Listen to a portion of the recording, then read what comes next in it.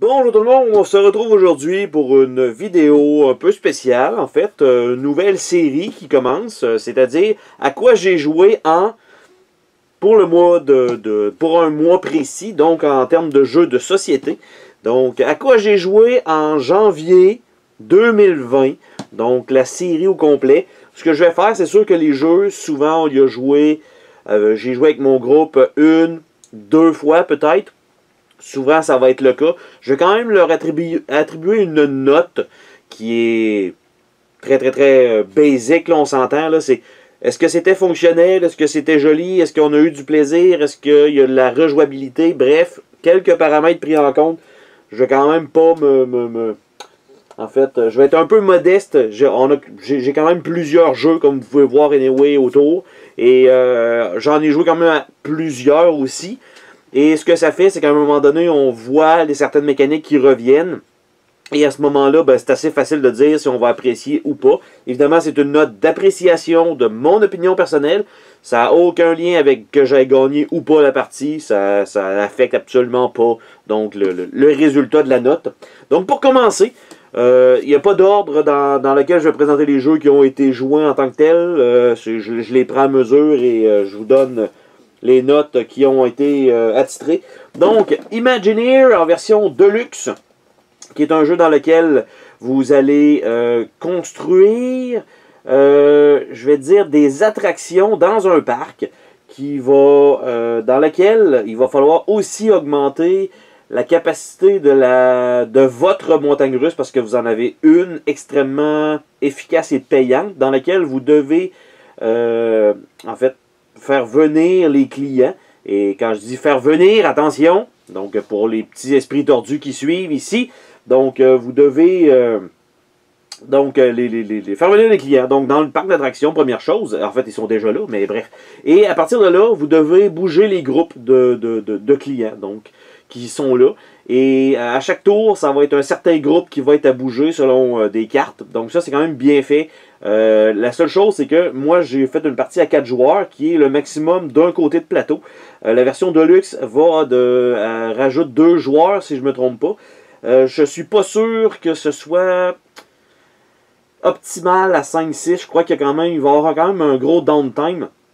Parce qu'en fait, à chaque fois que vous planifiez votre action du mouvement que vous allez faire à votre tour, il est possible que si vous jouez, exemple, 4e, que les 3 autres aient fait les 3 mouvements les plus optimales possibles. Cependant, tout dépendant de ce que le premier a fait, le deuxième va peut-être faire autre chose. Donc, c'est très tactique, donc il faut réagir à la situation et pas nécessairement stratégique. La seule stratégie, c'est ne pas envoyer de clients dans les montagnes russes des adversaires. C'est la seule chose. Parce que vous allez faire des attractions, en mettre partout sur le plateau. Quand le plateau est plein, vous pouvez maintenant payer pour retirer les attractions des autres joueurs, pour mettre les vôtres à la place qui vont rapporter des points de victoire à la fin de la partie.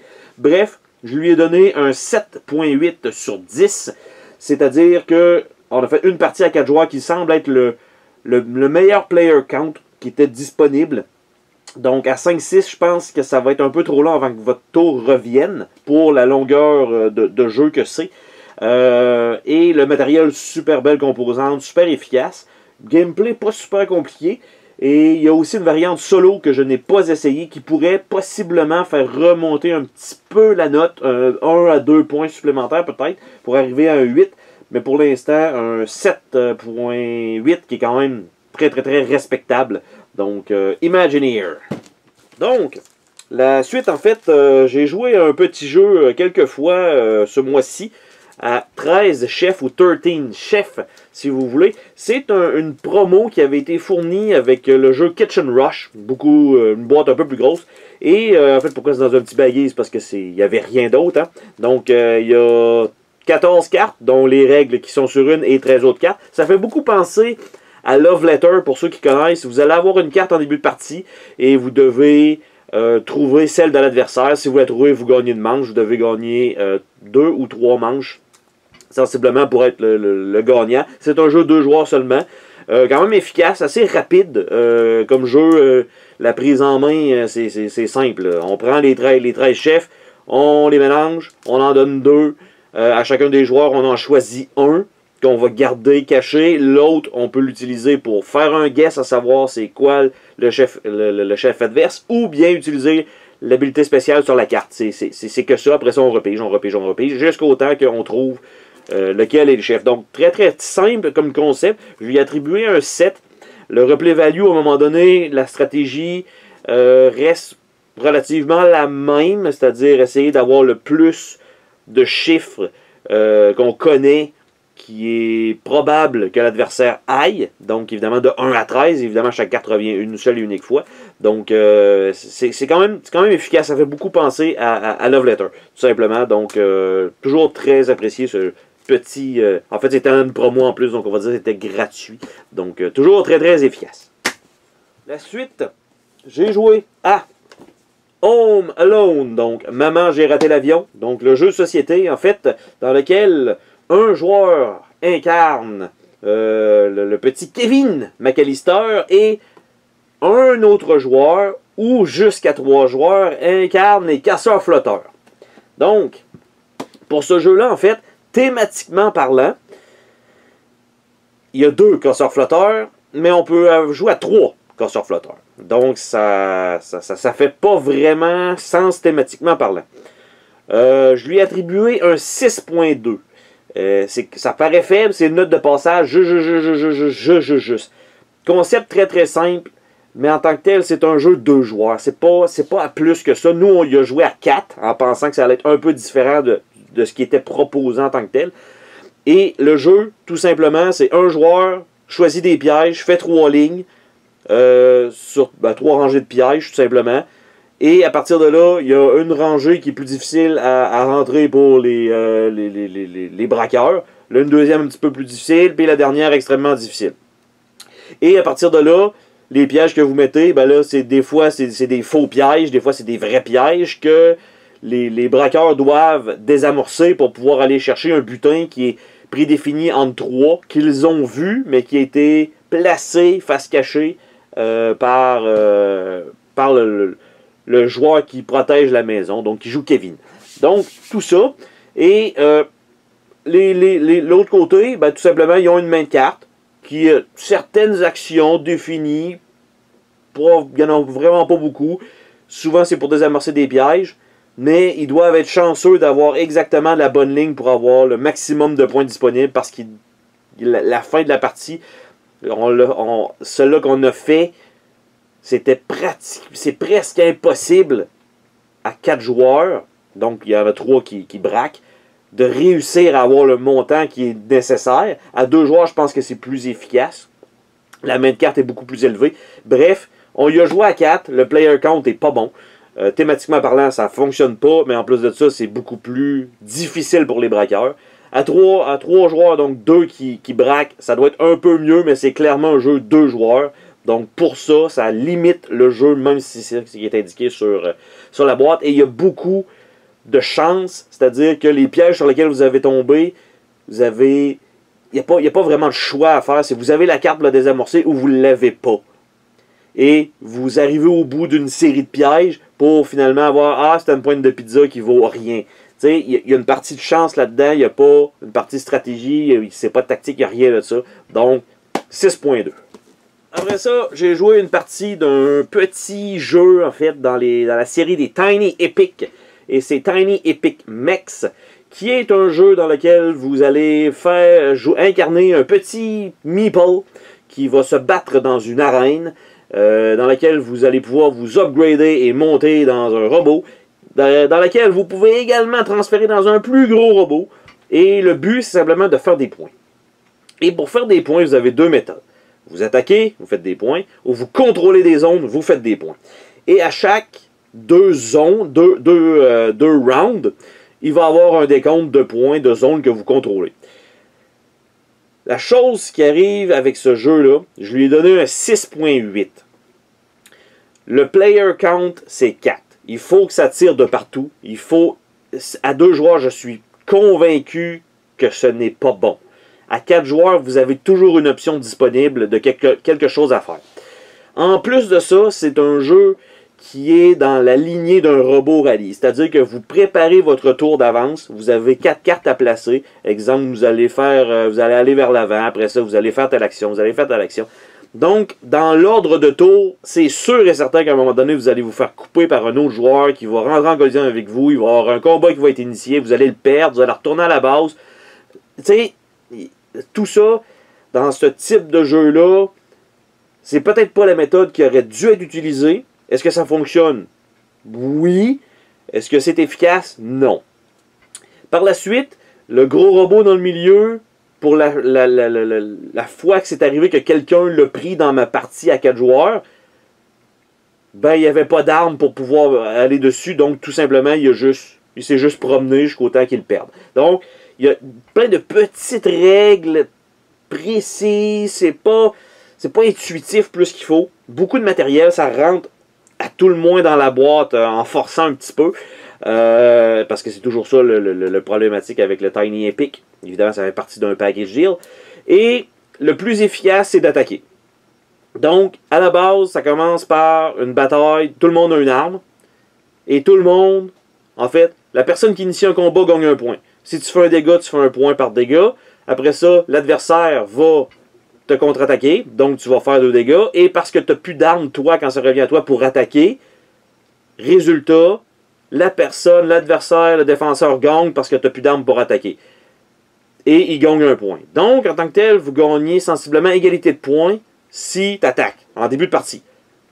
Ça veut dire que c'est la course à ramasser une deuxième arme, qui est sensiblement la stratégie, pour que, ce qui arrive, c'est que tu inities le combat, tu fais un point. Tu fais des dégâts, tu fais des points. Il fait des dégâts, il fait des points. Tu fais des dégâts, tu fais des points à moins que tu l'élimines. Et parce qu'il n'y a plus d'armes, il doit backer, tu fais un autre point supplémentaire.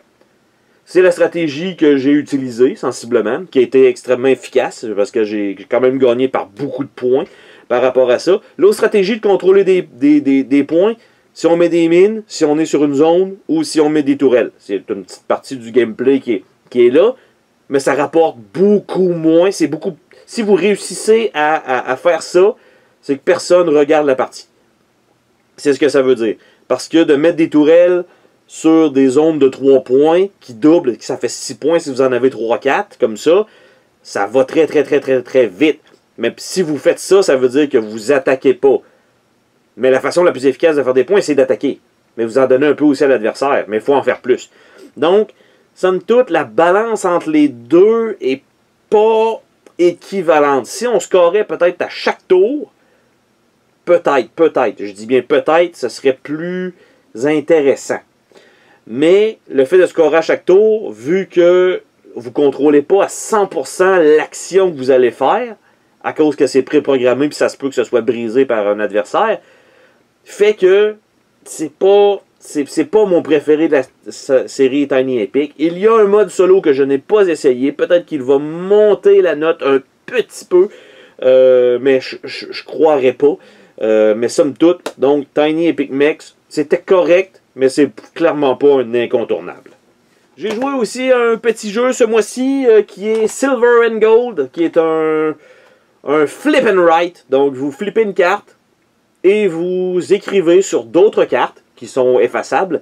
Donc vous cherchez des trésors, vous essayez de faire le plus de points. C'est un peu style bingo, il y a une carte qui sort, ben chacun coche une carte qui sont toutes différentes. Vous avez le choix de choisir votre prochaine carte, choisir une carte plus difficile à remplir au moins. Et c'est des formes géométriques.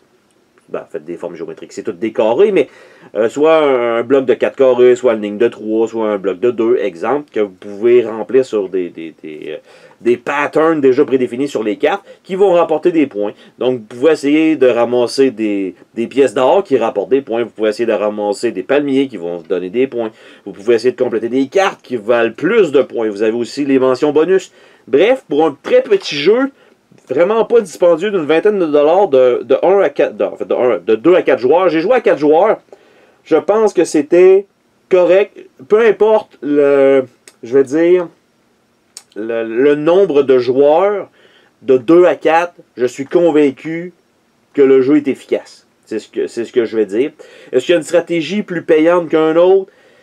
Je ne saurais dire. Cependant, je lui ai donné, je vais juste revalider cette information, un 7.2.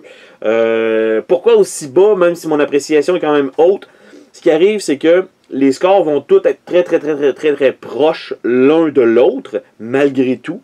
Et avec tout ça, exemple que vous essayez la stratégie des palmiers, ben c'est peut-être moins possible selon l'action qui va se dérouler.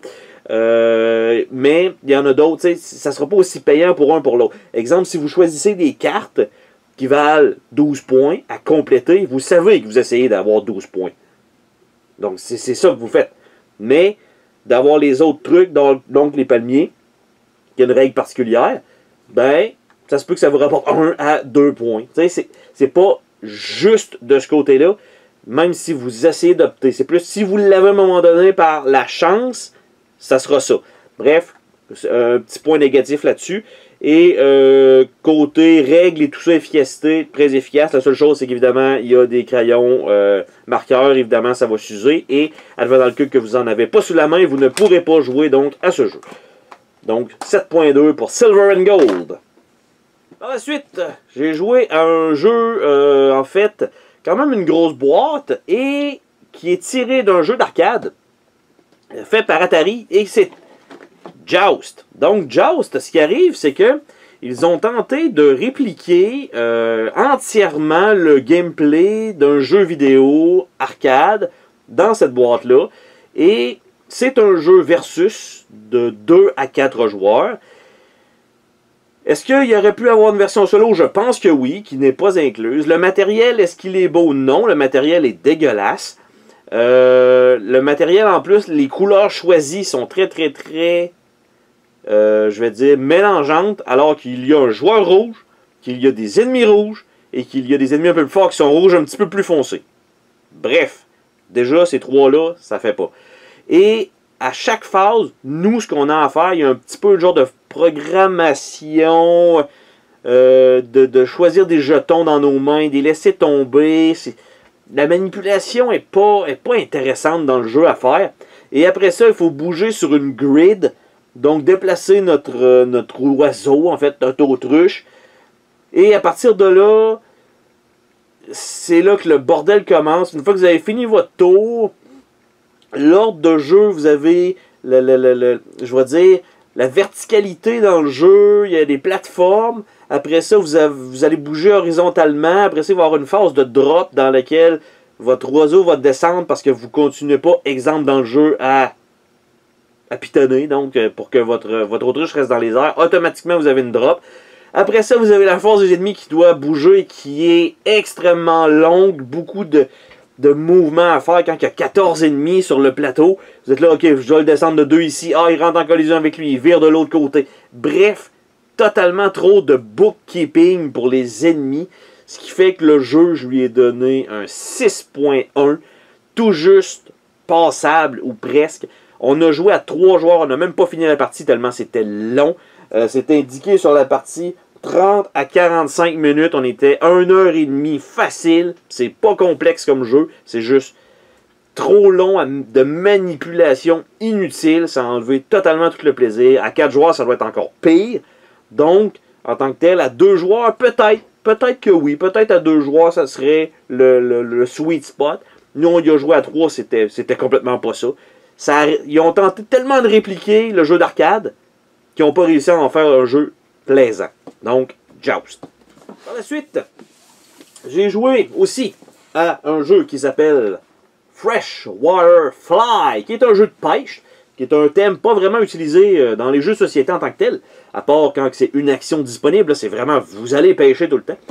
On a fait une partie à 3 joueurs, et en fait, le jeu en tant que tel, très bon, très thématique. Vous lancez votre ligne à l'eau, vous reelez un petit peu, vous allez peut-être accrocher quelque chose. Il y a 2 petits points négatifs. Je vais juste valider un petit peu ici. Parfait, c'est ce que je voulais. J'ai donné un 7.6. Je vais le dire tout de suite avant de l'oublier. 7.6. Matériel numéro 1, évidemment, c'est la version Deluxe, donc avec les jetons en bois, malgré que les jetons en carton étaient quand même efficaces, quoique moins bien manipulables sur le plateau. Mais bref. La chose, c'est qu'on a joué une partie à 3 joueurs qui débalance un petit peu le gameplay. C'est-à-dire que vous avez les plateaux de joueurs, il y en a 4.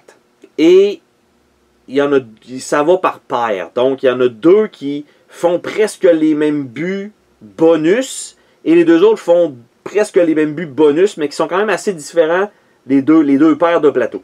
Et à 3 joueurs, ce qui arrive, c'est qu'il y en a 2 qui se sont battus presque pour les mêmes choses. Et le 3e joueur avait un plateau simple, seul, pour les objectifs solo, pratiquement, pour lui, faire des points bonus. Donc, à 3 joueurs, je ne pense pas que ce soit le sweet spot, ce qui fait que la note est un petit peu plus basse présentement. Je m'attends à ce qu'il monte à un 7.8, 7.9 à 4 joueurs. Parce que là, on a joué d'un côté de plateau aussi, qui fait que les objectifs étaient un peu différents et le gameplay un petit peu différent. À 4 joueurs, je m'attends à ce que ce soit le sweet spot donc de ce jeu-là. Il y a aussi une version solo avec des scénarios qui est peut-être franchement intéressant, qui ferait aussi rehausser la note. Présentement, en tant que tel, composante super belle, gameplay efficace. La seule chose, c'est que le mode 3 joueurs fait que le scoring est légèrement débalancé pour un joueur qui est plus avantagé dans le jeu. Ce qui peut être bon si vous avez des joueurs qui ont déjà joué avant. Et donc ces deux-là vont prendre les plateaux qui sont vraiment en compétition et laisser le 3e plateau à un nouveau joueur. Mais sinon, juste à cause de ce petit point-là, vous n'avez pas le choix d'aller à 2 joueurs, soit aller en versus ou ben non, prendre 2 plateaux chacun différents, ou ben non à 4 joueurs. De 3 joueurs avec des joueurs qui ont déjà joué, ou personne n'a joué, mettons, là, que tout le monde débute, c'est vraiment pas le bon player count pour ça. Vous devez aller à 4, ou ben non, peut-être même le solo. Mais somme toute, quand même, très belle surprise, ce Fresh Water Fly. Et le dernier jeu à vous présenter que j'ai joué ce mois-ci, qui est un très très gros jeu de gestion de ressources, qui est Glass Road, qui est un jeu de Uwe Rosenberg, celui qui a fait Agricola, qui a fait Caverna, qui a fait Le Havre. Bref, tous ces gros jeux de manipulation de ressources-là. Et bref, celui-ci, Glass Road, j'ai eu un très très très bon prix pour le jeu en tant que tel. Beaucoup de matériel à l'intérieur. Et je lui ai donné un 8.4, ce qui est quand même assez exceptionnel. Je pense que c'est le jeu le plus haut que j'ai joué ce mois-ci. On a vu, en fait, j'ai joué une partie à 2 joueurs. Le jeu peut se jouer, je crois, solo, jusqu'à 4 joueurs. Le player count, je crois qu'il n'y a absolument presque aucune incidence sur le fait que il y a assez de bâtiments à acheter pour que tout le monde puisse trouver ce qu'il veut en tant que tel. Parce que vous avez, je vais dire, chacun fait pratiquement sa partie. Il faut vraiment optimiser le plus possible qu'est-ce qu'on a à faire. On a un plateau sur lequel on va construire des bâtiments qui vont nous donner des bonus, qui vont comboer avec d'autres trucs. Vous avez aussi un autre plateau de ressources avec un genre d'horloge extrêmement efficace. C'est la première fois que je voyais ça dans un jeu dans lequel, si vous gagnez une ressource, vous tournez le cadran, mais en faisant ça, vous allez perdre une ressource d'un autre truc ou en gagner une. Bref, les 2 joueurs ont été très impressionnés par la mécanique du jeu. Très efficace. Évidemment, côté matériel, c'est top notch. Par contre, visuellement, peut-être pas si attrayant. C'est un jeu, un Eurogame, donc logiquement, c'est toujours très vert et brun, ce qui est le cas ici. Même on voit la boîte très très très très brune. Mais somme toute, un 8.4, on voit qu'il y a du replay value, on voit qu'on peut essayer de comboer. La seule chose que j'ai vu en ligne, qu'il y a un combo qui brise totalement le jeu. La seule façon de régler ça, c'est d'enlever une tuile bâtiment. Bref, je pense pas que ça brise le jeu à ce point-là si on enlève cette tuile-là. Il y en a en masse. Mais somme toute, le jeu, rien à redire. Là, vous allez dire, ouais, mais 8.4, c'est pas un 10 quand même. Je suis d'accord, mais on a vu qu'il y a le replay value en masse donc dans le jeu. Donc ça donne le goût de rejouer. La seule chose, c'est que c'est quand même long à mettre en place. Il y a beaucoup de règles, bien sûr. Donc le livret est quand même assez épais. Il y a un appendice à la fin pour chacune des types de cartes et tout ça. Donc ça fait un bon règlement. Et donc de le réexpliquer, je suis pas sûr que ça me tenterait en tant que tel on va rajouter des joueurs, les 2 nouveaux joueurs qui n'ont pas joué. Est-ce qu'il y a un avantage à connaître le jeu? Oui. Comme tous les jeux de gestion de ressources, vous savez un peu comment fonctionne telle mécanique. Donc, c'est sûr que probablement ce qui va arriver, c'est qu'on va rejouer à 2 joueurs à un moment donné, donc pour voir si l'expérience est encore renouvelée. Mais pour l'instant, c'est un 8.4 pour Glass Road. Et c'est ce qui conclut cette petite revue de mon mois de janvier, donc de qu'est-ce que j'ai joué. Donc, à quoi j'ai joué en janvier 2020. Donc, c'était tout ça. Et on va se revoir donc le mois prochain pour savoir qu'est-ce que j'ai joué là, à l'autre mois d'avant. Bye bye!